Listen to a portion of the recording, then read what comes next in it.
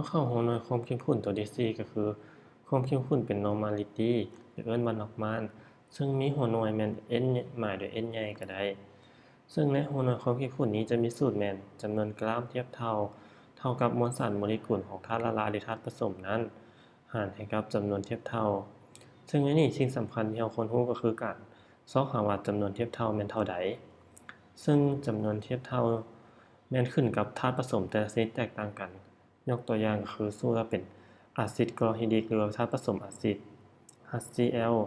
ก่อนอื่นมันเราจะต้องเขียนปฏิกิริยาการแตกตัวของอิโอนของมันก่อนจะได้ H บวกปฏิกิริยาให้กับ Cl ลบตัวนี้เราบ่จำเป็นต้องซาเพราะไฟฟ้าบรรจุมันเท่ากันแล้วฉะนั้นการซอกหาจำนวนเทียบเท่าเราจะเบิ่งอยู่ที่สัมประสิทธิ์ที่อยู่ต่อหน้าของ H ถ้ามันบ่มีแสดงว่าสัมประสิทธิ์ของมันหรือจำนวนเทียบเท่าของมันเท่ากับ1นอกมันนั่นเองแล้วสมมุติว่าเป็นกรณีที่2เป็นบาเซอร์เป็นกันซีไฮดรอกซิดเช่นเดียวกัน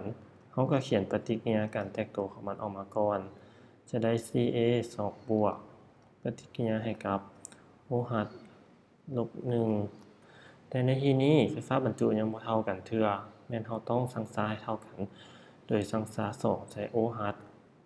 เมื่อมาซอกหาจำนวนเทียบเท่านี้ให้เราเบิ่งอยู่ที่ OH ว่ามีสัมประสิทธิ์ต่อหน้ามันเท่าใดในกรณีนี้แม่น2แสดงว่าตัวนี้มีจำนวนเทียบเท่ากับ2นอกมันและนี่ก็เป็นตัวอย่างส่วนหนึ่งของธาตุผสมอะซิดและบาเซอร์ถ้าสมมุติว่าเราบ่อยากเขียนสมผลการแตกตัวอิโอนจังซี่ก็ได้แม่นเราสามารถเบิ่งอยู่ที่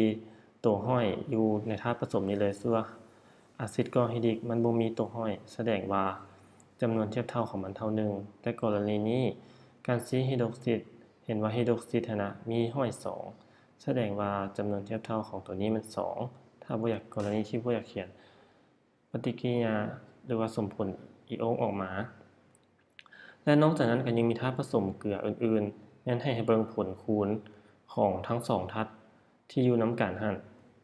และเรามาเบิ่งตัวอย่างการใช้สูตรจำนวนกรัมเทียบเท่ากันเลยในที่นี้เราจะเห็นว่าในธาตุผสมอะซิดกลอฮิดริกที่มีการแตกตัวเป็นอิโอนเป็น H บวกแล้วก็ Cl ลบและจำนวนกรัมของตัวเทียบเท่าของมันมีเท่าใดก็คือเอามวลสารโมเลกุลของอะซิดกลอฮิดริกมีH มี1 Cl มี 35.5 รวมกันก็เป็น 36.5 หารให้กับ1นอกมันจะได้จำนวนกรัมเทียบเท่ากับ 36.5 ก็คือยังเท่ากับมวลสารโมเลกุลของธาตุผสมนี้แต่ในกรณีนี้จำนวนกรัมเทียบเท่ามันจะต่างย้อนว่าจำนวนเทียบเท่ามันจะเป็น2การซีมีมวลสาร40 O บวก H เป็น17แล้วคูณ2เป็น34แสดงว่าตัวนี้บวกกันออก74แล้ว74หาร2ได้37ซึ่งเราจะเห็นว่าถ้าสมมุติว่าจำนวนเทียบเท่าของมันเท่า1แสดงว่ามวลสารโมเลกุลของมันจะเท่ากับจำนวนกรัมเทียบเท่าแต่เมื่อใดที่จำนวนกรัมเทียบเท่ามันเพิ่มขึ้นก็จำนวนมวลสารโมเลกุลของมันก็จะลดลงดังที่เห็นในตัวอย่างนี้